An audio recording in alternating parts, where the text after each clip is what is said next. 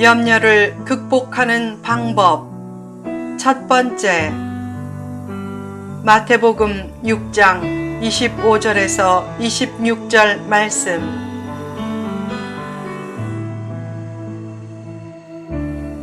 조심주의자가 되지 말라.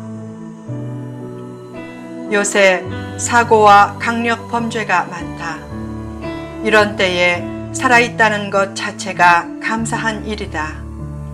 아침에 기쁘게 나갔다가 저녁에 한 줌의 죄가 되어 돌아올지 모르는 상황에서 매일 마음껏 공기를 마시며 건강하게 살 수 있다면 얼마나 감격적인 일인가. 아무리 문제가 많아도 삶 자체의 감격을 지울 수는 없다. 문제가 아무리 커도 생명보다 크지는 않다. 예수님은 말씀했다. 사람이 만일 온 천하를 얻고도 제 목숨을 잃으면 무엇이 유익하리요? 한 생명이 천하보다 귀하다. 아무리 큰 문제가 닥쳐도 삶을 비관하지 말라. 살아있으면 승리와 역전 기회는 얼마든지 있다. 지금 살아있다는 사실에 큰 감격과 감사가 마음 깊은 곳에서 우러나오게 하고 내 곁에 동행자가 있는 것도 감사하라. 가끔 다툼과 갈등이 있어도 그가 있기에 삶이 깊어지는 것이다. 1990년대 초 미국 기독교 선교연맹 출신 목사로서 한국에서 처음 사역할 때 필자는 마치 외로운 이방인 선교사와 같은 심정이었다. 그때 어느 날 아내가 말했다. 여보, 다른 은혜를 말하지 않아도 당신이 살아있다는 것 하나만으로도 하나님의 은혜가 너무 크고 감사해요. 그 아내의 한마디 말이 큰 힘과 위로가 되었다. 살아있는 것만도 하나님의 은혜다. 하나님의 은혜는 언제나 나의 생각과 행위 이상으로 펼쳐진다.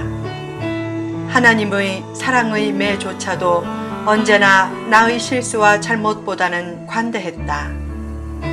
요새 많은 사람들이 낙심과 좌절과 의욕 저하 등에 묶여 살고 있다. 많이 배우고 많이 소유한 사람도 똑같다.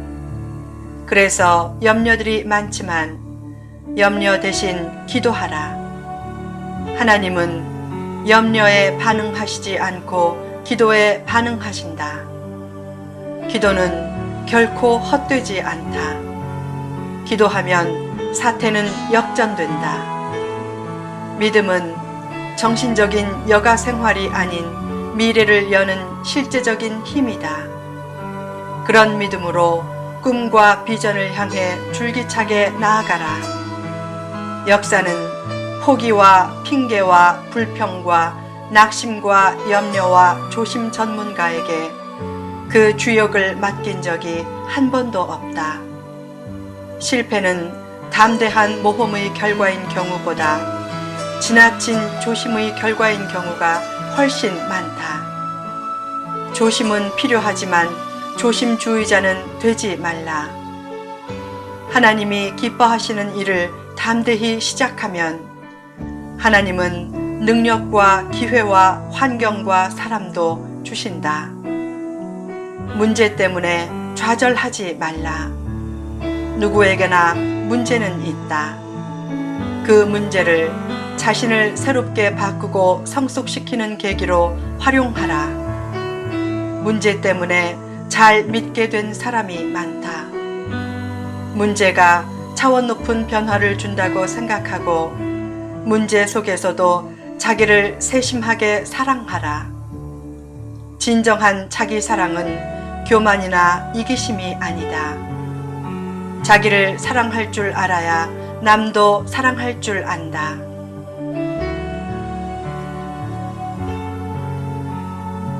너무 염려하지 말라.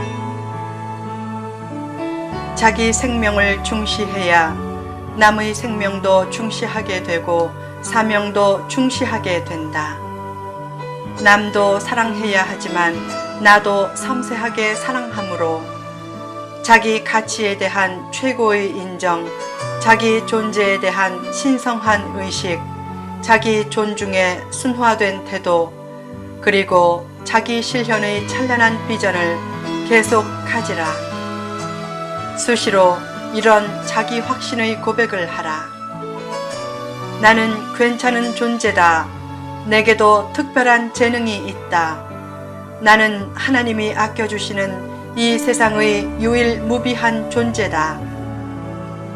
역사상 최고의 발견은 자기 가치의 발견이다. 자기 가치를 발견해야 남의 가치도 발견한다. 자기를 사랑하고 자기 삶에 감격하라.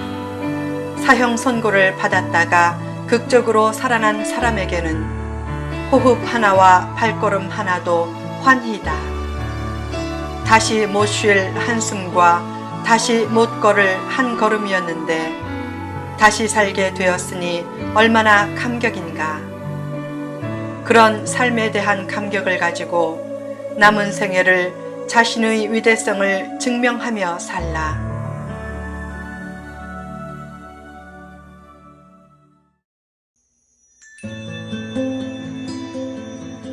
역사상 최고의 신비는 자신이 살아있는 신비다.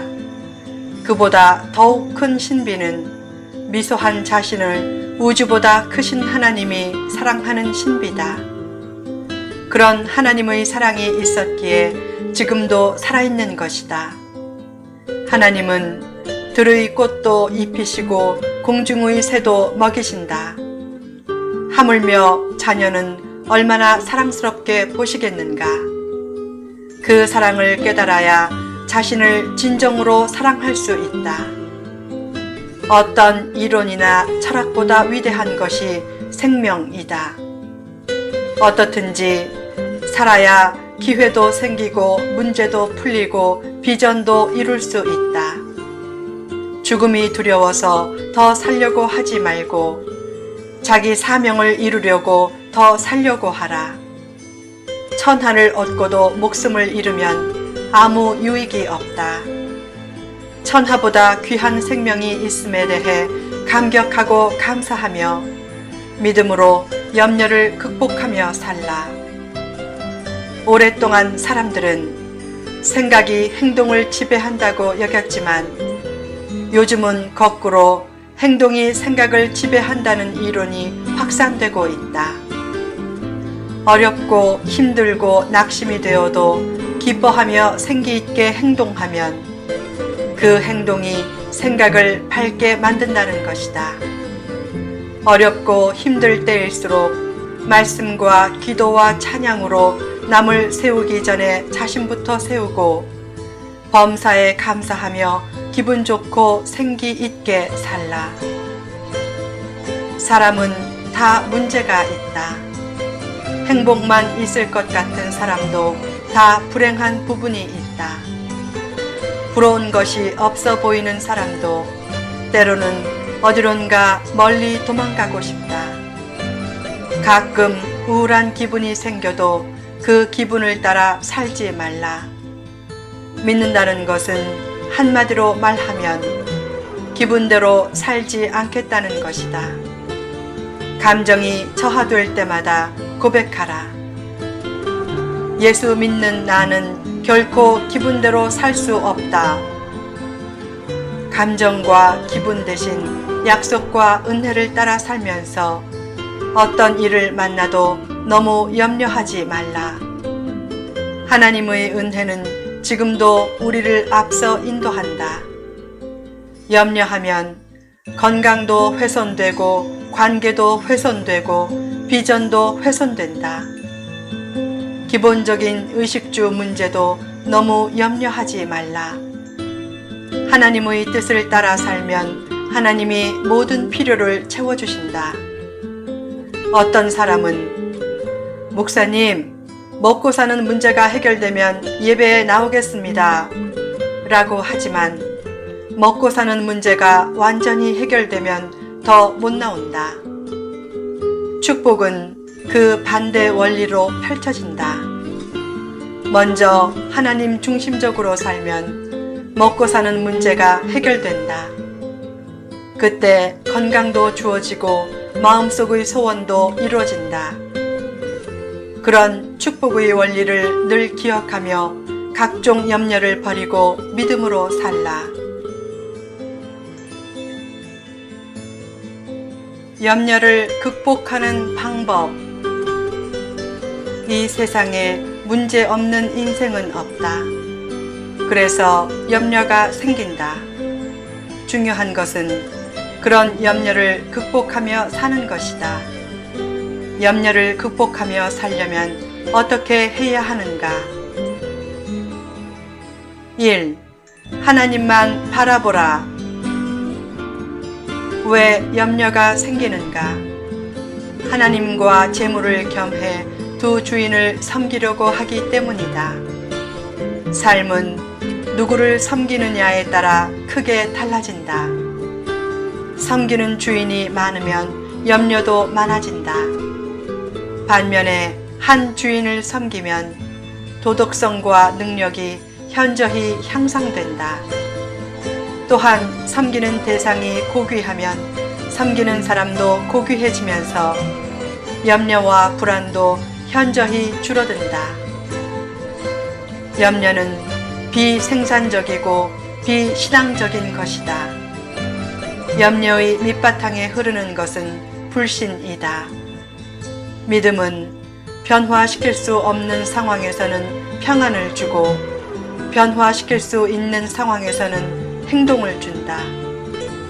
믿음으로 행동하고 염려가 생기면 그때를 믿음의 진면목을 보여주는 기회로 삼으라. 하나님의 크신 은혜를 기억하고 늘 하나님만 바라보며 살면 모든 염려와 근심은 곧 사라진다. 일전에 한 기관에서 설문조사를 했다. 다시 태어나면 현재 모습처럼 되길 원합니까? 대부분 아니라고 대답했다. 다시 태어나면 현재 성격을 그대로 가지고 싶습니까? 역시 대부분 아니라고 대답했다. 육신의 모습만으로는 수백 번 죽고 다시 태어나도 만족이 없다. 영혼은 하나님으로 채워져야 만족하도록 창조되었다. 늘 하나님의 임재로 영혼을 채워 예수님의 형상이 나를 통해 나타나게 하라. 후편에 계속됩니다.